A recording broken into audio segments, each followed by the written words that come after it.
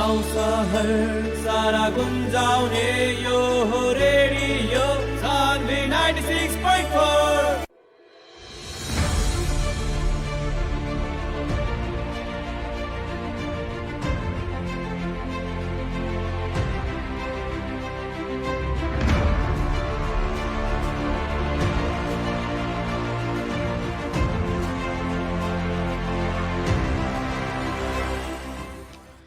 जी नमस्कार प्रणाम सुन रहल बानी radio Sanvi 96.4 megahertz radio Sanvi 96.4 megahertz पर यह कार्यक्रम स्थानीय सरोकार कार्यक्रम आवेला इतवार से सुख तक सजिया 5 बजे के भोजपुरी समाचार डायरी के बाद 6 बजे तक। और कार्यक्रम में हमने स्थानीय विषय वस्तु पर बातचीत करनी छ, साथ में समसामयिक विषय वस्तु भी रहेला और सबके साझा विषय के समेटे के प्रयास रहेला। कार्यक्रम स्थानीय सरोकार में हमेशा के जैसन आज भी कार्यक्रम के साथ में उपस्थित बानी हम कार्यक्रम प्रस्तोता राम मंडल, प्रविधि ओर से बानी सानुसी जी। कार्यक्रम स्थानीय सरोकार में हमने एक जने विषय वस्तु पर जाने वाला व्यक्ति या फिर ऊपर चर्चा पर चर्चा करे वाला व्यक्ति के अंतर्वार्ता के स्वरूप उनका से बातचीत भी करेंसन अतिथि के स्वरूप में लिया के जी। आज भी ऐसा एक जने अतिथि हमनी के कार्यक्रम के साथ में बानी और वहाँ से आज खास करके बातचीत करेंसन राजनीतिक विषय गर्मा गर्म रहल बाटे। देश में अभी जहाँ तही देखल जाओ तो राजनीतिक ही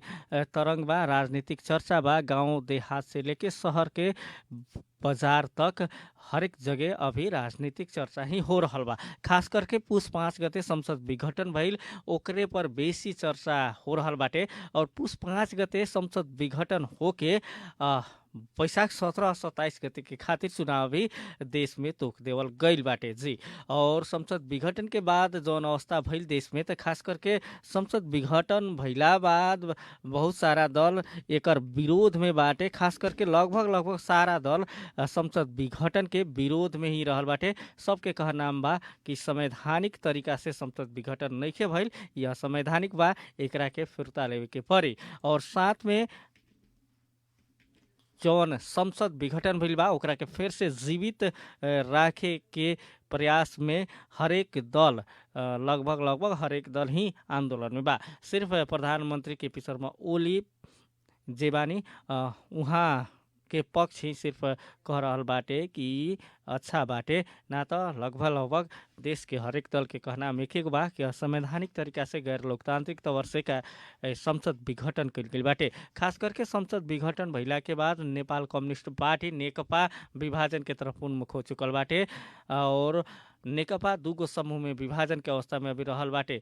नेपाल कम्युनिस्ट पार्टी प्रधानमंत्री केपी शर्मा ओली पक्ष हो तरह नेपाल कम्युनिस्ट पार्टी पुष्पकमल दाहाल प्रचण्ड माधव कुमार नेपाल पक्ष, यी दोनों पक्ष में विभाजन होके अभी स्थिति में रहल बा। नेकपा जौन पार्टी जौन की अपने हम बता दी नेपाल कम्युनिस्ट पार्टी जौन की साबिक के नेकपा एमाले आ साबिक के नेकपा माओवादी केन्द्र, ये दोनों पार्टी मिल के बनल रहे नेकपा जी। दोनों पार्टी मिल के नेकपा बनल रहे और चुनाव में गठबंधन के साथ में एमाले और माओवादी केन्द्र गई रहे तो 2/3 लगभग देश के जनता कम्युनिस्ट पार्टी पर विश्वास करके 2/3 बहुमत देले रहे। और 2/3 बहुमत ऐसे देले रहे कि संसद के जौन कार्य अवधि होला 5 बरस, प्रतिनिधि सभा के कार्य अवधि 5 बरस होला, ओकर म्याद 5 बरस होला। वो 5 बरस एगो स्थायी सरकार बरियार सरकार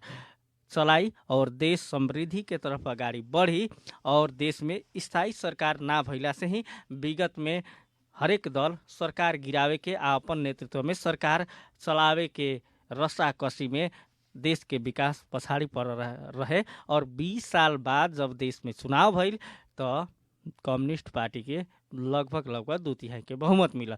फिर भी कम्युनिस्ट पार्टी के बहुमत मिलला के बावजूद 3 बरस के बाद ही संसद विघटन प्रधानमंत्री केपी शर्मा ओली कर देनी। खास करके 2/3 बहुमत के सरकार के संसद विघटन करे के अवस्था काहे आइल, काहे असंवैधानिक गैर लोकतांत्रिक तरीका से संविधान के धारा में उल्लेख ना भइल ही धारा के प्रयोग करके प्रधानमंत्री ओली संसद विघटन कैनी। एकर जवाब आज जनता से लेके हरेक पार्टी मांग रहल बाटे। खास करके पुष 5 गते संसद विघटन भइल, ओकरा ओकर साइड इफेक्ट सबसे पहिले केकरा पर पड़ल? खुद प्रधानमंत्री ओली आबद नेपाल कम्युनिस्ट पार्टी पर। जी, नेपाल कम्युनिस्ट पार्टी दूगो टुक्का में बढ़ चुकल बाटे, विभाजन तरफ बाटे। औपचारिक रूप में विभाजन नइखे भइल, फिर भी दूगो समूह में अलग अलग कार्यक्रम, अलग अलग आपन आपन विचार उ लोग के अलग बा। नेपाल कम्युनिस्ट पार्टी ओली पक्ष द्वारा संविधान स्वरूप ही संविधान के अनुसार ही संसद विघटन कैल दावी करत आइल बा। होइ तरह नेकपा के दोसर पक्ष ओली ओली के विपक्ष में यानी कि नेकपा प्रचण्ड आ माधव पक्ष द्वारा संविधान अनुसार संसद विघटन ना भइल आ ई संसद विघटन असंवैधानिक बा, गैर लोकतांत्रिक बा, एकरा के फिर से जीवित करे के परी मांग करत सड़क आंदोलन में भी आ चुकल बा। जी, खास करके अभी के अवस्था जौन 5 वर्ष के खातिर जनता वोट देले रहे, अभी जनता के वोट के खास करके कदर ना भइल कह के हरेक क्षेत्र के जुड़ल लोग कहत आइल बा। विभिन्न दल सब, अगुवा लोग, नेता कार्यकर्ता भी कहत आइल बा कि 5 वर्ष तक के खातिर प्रतिनिधि सभा के म्याद होला, 5 वर्ष तो जरूर सरकार चलावे के चाहिए, फिर भी बीच में ही 3 वर्ष में ई संसद विघटन काहे कइल गइल। और ए पर अपने के हम बता दी कि विभिन्न मीडिया मार्फत प्रधानमंत्री केपी शर्मा ओली के कहनाम हम अपने के बताएं। प्रधानमंत्री केपी शर्मा ओली के कहनाम का बा कि हमरा के खुद पार्टी भीतर से ही काम करे ना देवल गइल। जी, खास करके प्रधानमंत्री ओली के ई कहनाम बा कि हमरा के पार्टी भीतरे से काम करे ना देवल गइल, जेकरा चलते संसद विघटन करके ताजा जनादेश में जाए के पड़ल कह के प्रधानमंत्री ओली के और उनका पक्ष के कार्यकर्ता के ई कहनाम रहल बाटे कि खास करके नेपाल कम्युनिस्ट पार्टी के से जुड़ल रहनी प्रधानमंत्री ओली अभी भी बानी और उनकर कहनाम बा कि अपने पार्टी के नेता लोग उनका के काम करे ना देलक, ओके चलते संसद विघटन कर देनी। और संसद विघटन कैला के कारण से खास करके जनता में अब एगो अन्योलता के भी स्थिति बन गई बाटे, खास करके नेकपा दू समूह में विभाजन भइला के चलते। और ओकरा बाद से जौन स्थिति बा अभी कि एगो पक्ष कर रहल बा कि बैशाख 17 आ 27 गते चुनाव होई और एगो पक्ष के कहनाम रहल बा कि चुनाव प्रधानमंत्री केपी शर्मा ओली द्वारा करावही ना सकल जाई और फिर से संसद जीवित हुई। और अपने के हम बता दी कि संसद विघटन के विरुद्ध में हमनी के रीट भी 13 गो पड़ल बा और रीट के सुनवाई भी हो रहल बा संवैधानिक इजलास में। और रीट के फैसला का आई ये अभी देखे के विषय बा। और अपने के हम जानकारी कराएं, आज के हमनी के अतिथि जनता समाजवादी पार्टी के केंद्रीय सदस्य राजेश मानसिंह हमनी के संपर्क में बानी। सबसे पहले वहाँ से हमनी आज बातचीत करम सन, खास करके वहाँ के पार्टी भी जनता समाजवादी पार्टी आंदोलन में रहल बाटे। संसद विघटन भइला के विरोध में संसद बिउतियावे के परी यानी फिर से संसद जीवित करे के परी उनकर पार्टी के भी कहनाम रहल बा। आज वहाँ से बातचीत करम सन। सबसे पहले वहाँ हमनी के संपर्क में बानी। राजेश मान जी, अपने के कार्यक्रम में स्वागत बा। धन्यवाद बा। जी, जैसे कि खास करके रौरा लोग संसद विघटन हो चुकल बाटे, बैशाख 17-27 गते चुनाव के मिति तोका गइल बा। देश में चुनाव होई कि ना होई या फिर संसद जीवित होई कि ना होई कह के अपने के कैसन विश्वास बा? देखिए, अभी हमनी के एक बात करते हैं, कौन हिसाब से ओली सरकार संसद विघटन कैले बाड़न। जोन चीज न संविधान में कोनो चीज के व्यवस्था बा न कुछो बा, ओकरा के उ असंवैधानिक कदम के हमनी के कबो नहीं के मान ले। हमनी के मान्यता बा अभियो संसद जीवित बा। हाँ, ओली सरकार जोन और लोकतांत्रिक तरीका से जोन और संवैधानिक तरीका से जोन संसद विघटन कैल बा, उ पुनः पुनर्स्थापना हुई अदालत के माध्यम से पुनर्स्थापना हुई कह के हमनी के विश्वस्त बानी सन। अब जैसे कि राउर पार्टी भी एकर विपक्ष में बाटे, खास करके तो पछिलका दिन प्रधानमंत्री ओली से भी कहल गइल बा, उनकर पक्ष के नेता लोग के मंत्री लोग के भी कहल गइल बा कि ताज़ा जनादेश में जाए के खातिर संसद विघटन कैल गइल, ताज़ा जनादेश में जाई देश और चुनाव होकबे करे। अब खास करके ई अवस्था में अपने लोग के पार्टी के धारणा का बाटे? ना ना, हमनी के पार्टी के स्पष्ट, जनता समाजवादी पार्टी नेपाल कबहू चुनाव में जाए से नहीं के डरात।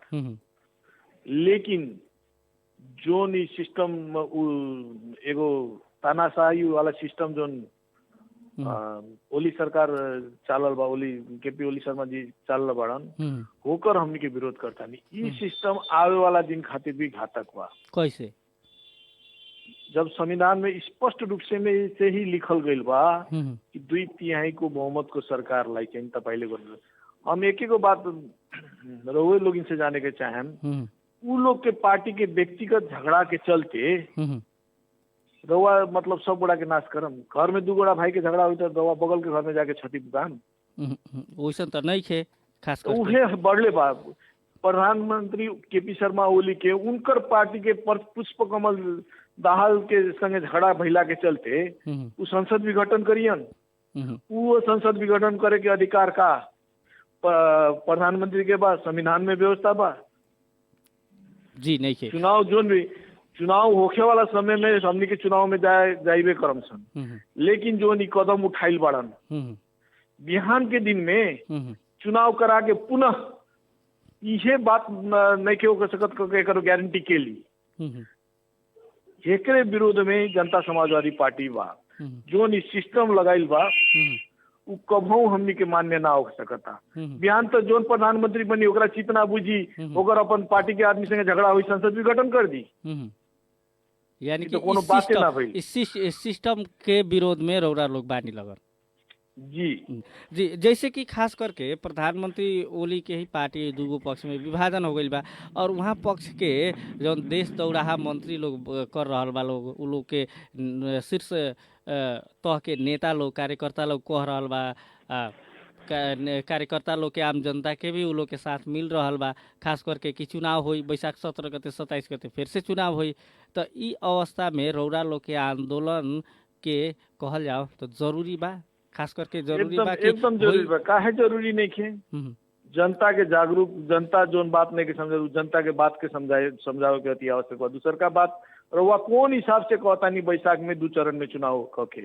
अभी तक ले तो जोन पार्टी फुटल बा लोग के नेकपा दाहाल समूह ओली समूह, ई लोग के सूर्य चिन्ह केकरा दी के निर्वाचन आयोग अभी तक ले तय नहीं के कैले।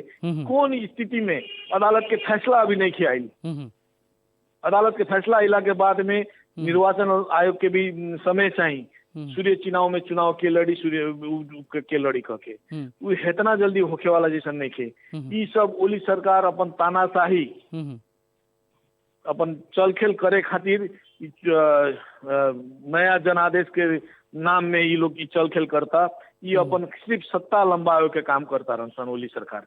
ये हमर ठम बुझाई बा जी। जैसे कि खास करके उ लोग के सत्ता पक्ष हुए लोग, खास करके उ लोग के सत्ता बा, हर एक चीज बा, और निर्वाचन आयोग से लेके नीचा प्रहरी प्रशासन से लेके स्थानीय तह तक पकड़ बा।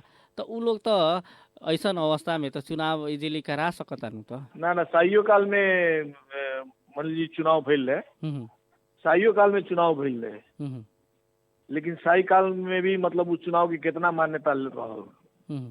शाहीयो काल के विषय में जो कदम के विरुद्ध में सर्वोच्च अदालत ओकरा के खारिज कैलक, रोल उनके यादें हुई। तो ये सब बात जरूरी नहीं के। सर्वोपरि हमनी के अदालत के ऊपर पूर्ण विश्वास बा। अदालत एक निमन निकास दी। अदालत अगर भी एक निकास नहीं के देखत, काहे कि राजनीतिक मामला है, राजनीतिक समस्या के समाधान राजनीतिक के तहदे होके के चाहिए कह के हमनी के मान्यता बा। तो वैसे अगर ये राजनीतिक के हिसाब से एक समाधान नहीं कियो तो सर्वोपरि जनता जनार्दन है। जनता जनार्दन जथी चाहिए तेथी हुई। तो ओकरा ला तो चुनाव करावे पड़ल न त जनता जनार्दन। चुनाव केंगे कराएम रहुआ?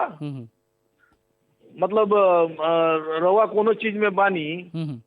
अब प्रधानमंत्री के कामे केहू ना करे दी वहाँ के कहना अनुसार। के कहता वहाँ के कहना से हमनी के मतलब नहीं खे।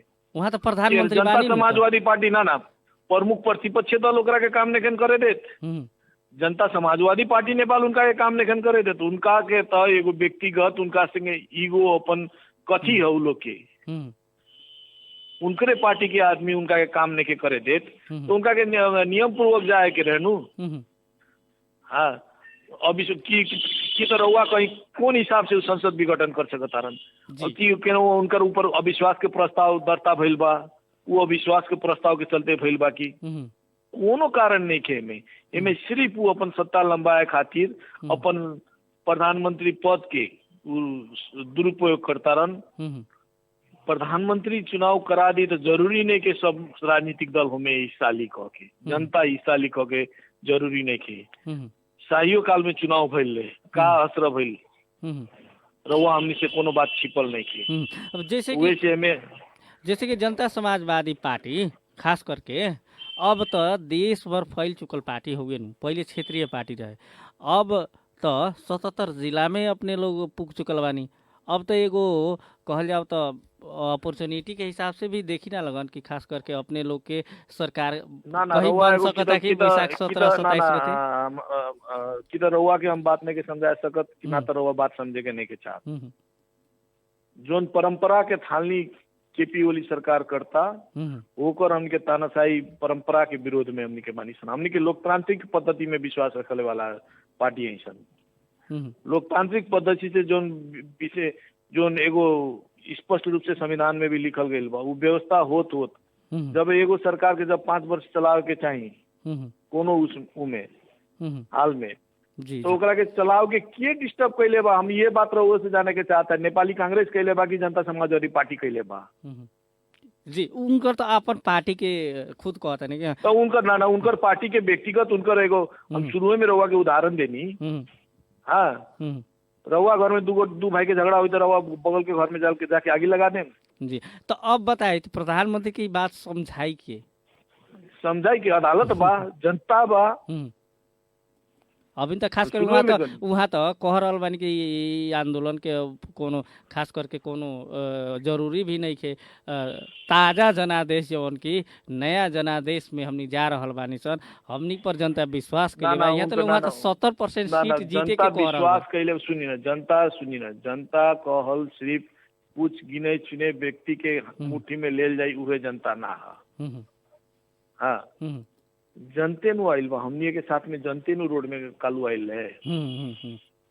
हाँ जी चारू ओर देखते बानी जनते नु आइल बा, सब कोई विरोध करते बानू। तो उनका कहला से मतलब जो एगो संविधान से के परे हट के असंवैधानिक तरीका से जो उ कैले बाड़न जो जनादेश के हमनी के शुरू में हम कहनी जनता समाजवादी पार्टी नेपाल कबहू चुनाव से पीछे नहीं हटल ना चुनाव से डराई, लेकिन जो लोकतांत्रिक पद्धति बा जो संवैधानिक पद्धति बा वो में हमनी के विश्वास करेनी उ अनुसार के काम होके के पड़ल। यानी कि मानी अभी हमरा के कोनो आगे ओली जी मंत्री दे दिए तो हमनी के जाए के जरूरी बा। बहुत लोग तो गइलो बा तो लगभग गइल बा ओकरा से पूछी लेकिन हमनी के लोकतांत्रिक पद्धति में जब विश्वास रखता तो लोकतांत्रिक पद्धति अनुसार हमनी के चलतानी। हमनी के संविधान के ये लोग कहत रहे कि विश्व को सर्वोत्कृष्ट संविधान हो तो अपने लोग संहिता के नारा देते रहे जी जे संहिता के नारा देते रहे वही आज संहिता मिटावे के चाहता, संहिता के समाप्त करे के चाहता। जैसे कि अपने लोग तो दफे विरोध में रहनी लगन खास करके संविधान हमनी के ना चाहिए। एगो बात संविधान ना चाहिए वो बात रहुआ लोग गलत प्रसार करता नहीं। हमनी के अगर संविधान के ना मानल रहती हमनी के कबो चुनाव में हिस्सा ना लेती सन। संविधान में अभी भी जी आदिवासी जनजाति दलित मुस्लिम हाँ मधेसी सब कोई अधिकार पूर्ण रूप से लिखा के बाकी बा।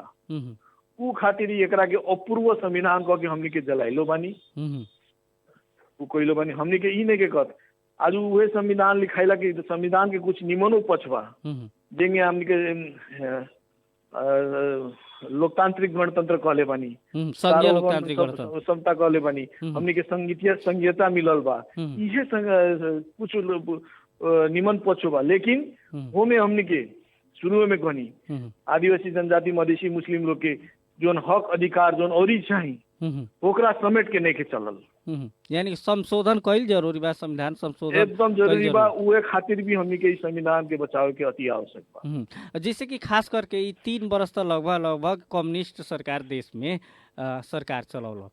3 साल के गतिविधि के अनुसार रौरा जनता समाजवादी पार्टी से जुड़ल बानी, कैसन देखा तानी विकास निर्माण के चीज, विकास निर्माण की गति कैसन देखी? सुनी ना, एगो बात हम इहे स्पष्ट रूप से कहे के चाहेम, ओली सरकार कहतारन काम करे ना देलक, काम ना कैलक। जी जी हाँ, वो दोसर कोई मतलब बार्गेनिंग करता है का? उनकर सरकार में, ओली सरकार में भइल मंत्री रविंद्र बास्कोटा उतना भ्रष्टाचारी कैलन, सब प्रमाण भेटलक, कहाँ कैलक?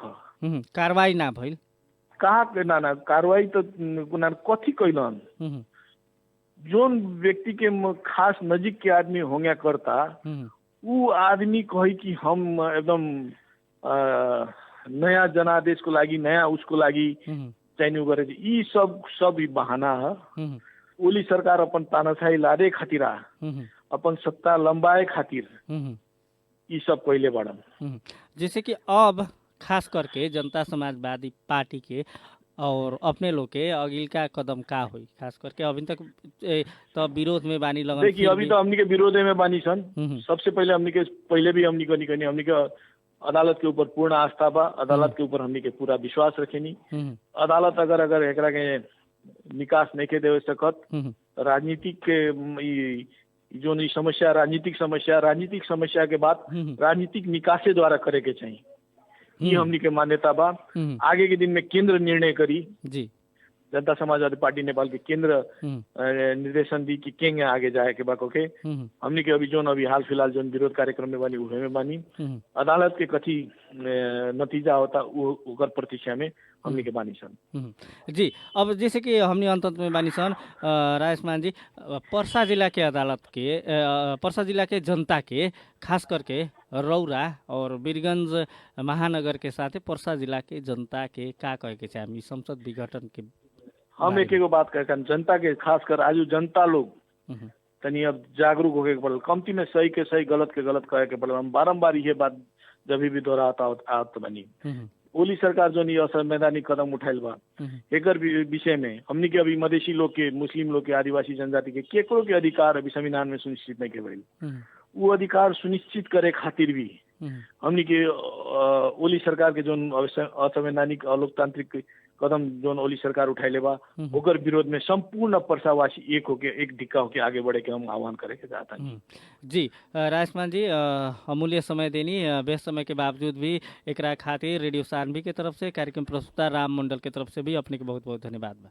धन्यवाद बा मंडल जी की वो हमरा दिल में लागल बात कुछ जनता सामू रखे देनी। धन्यवाद बा। जी, वहाँ रहनी जनता समाजवादी पार्टी के केंद्रीय सदस्य रहनी राजेशमान सिंह। खास करके उनकर भी धारणा बा संसद विघटन असंवैधानिक बा, गैर संवैधानिक अलोकतांत्रिक कदम बा, जेकरा चलते आज हरेक दल यहाँ तक ले कि जनता भी सड़क में आ रहा बा स्वतःस्फूर्त रूप में। और खास करके संसद विघटन भइला के बाद के अवस्था के बारे में वहाँ से हमने पूछनी है तो वहाँ के कहना बा कि प्रधानमंत्री केपी ओली सरकार अपन मनमानी ढंग से ही संसद के विघटन कैलक। ओके चलते संसद विघटन जौन बा ई संवैधानिक इजलास में अभी एक रिट बा, ओसे फिर से संसद जीवित होई कह के ई वहाँ भी कह रहल रहनी है। और खास करके हमनी संसद विघटन भइला के बाद 2/3 बहुमत के जौन सरकार रहे वो सरकार के अब नेकपा के देश में सरकार रहे नेपाल कम्युनिस्ट पार्टी के, वो खुद ओकर साइड इफेक्ट कहल जाओ, असर कहल जाओ कि संसद विघटन भइला के बाद वो नेकपा विभाजन के तरफ उन्मुख हो चुकल बाटे।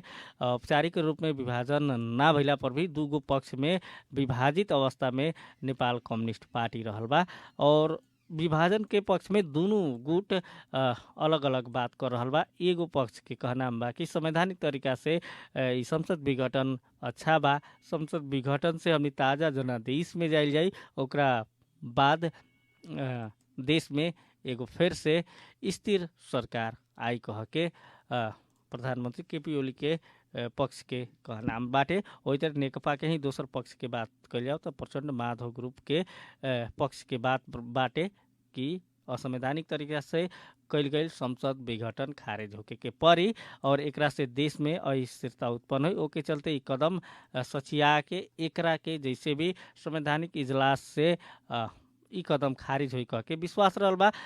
अभी Janata Samajwadi Party, Nepali Congress, Nepal Communist Party, Madhav Prachanda पक्ष ई यावत दल कहल जाओ ना एकर विरोध में ही लगभग रहल बा संसद विघटन के। और खास करके अब बॉल अदालत के कोर्ट में बाटे, यानी कि संवैधानिक इजलास में मुद्दा रिट पड़ल बाटे। अब वहाँ से तय हुई कि संसद विघटन के निर्णय खारिज हुई या फिर वैशाख 17 और 27 गते देश में प्रतिनिधि सभा के मध्यावधि चुनाव हुई। जी आज के खातिर चर्चा करते करते निर्धारित समय भी खत्म हो चुकल बा। बिहान फिर से दोसर अतिथि दोसर विषय पर बात करे के खातिर उपस्थित होके के वादा करत आज के खातिर कार्यक्रम प्रस्तुता राम मंडल के विदा दी। नमस्कार।